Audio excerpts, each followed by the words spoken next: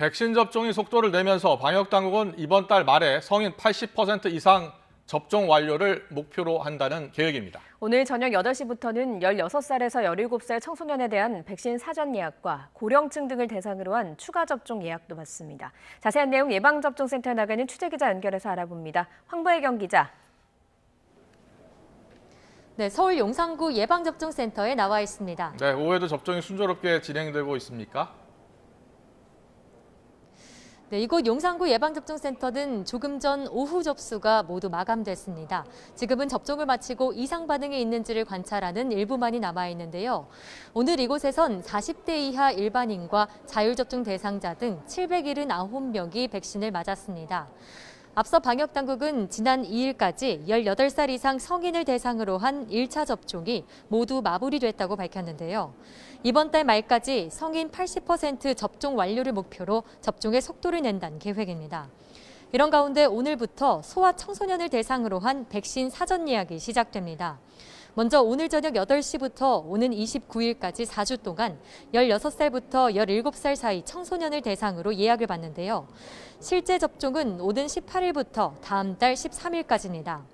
12살부터 15살 사이 소아청소년은 2주 뒤인 오는 18일부터 다음 달 12일까지 예약을 받고 다음 달 1일부터 접종이 이뤄집니다.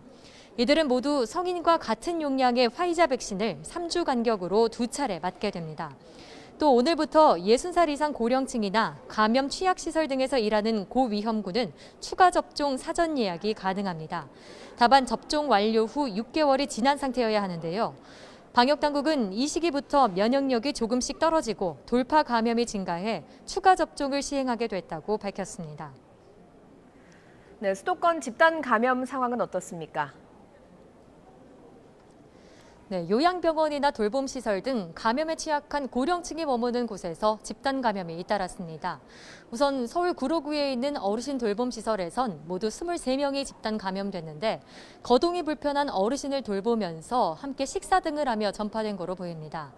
또 도봉구 요양병원 관련 확진자는 39명으로 늘었는데요. 이 가운데 환자가 27명에 달합니다. 마포구 농수산물시장에선 지난달 25일 종사자가 처음 감염된 이후 관련 확진자가 46명으로 늘었습니다.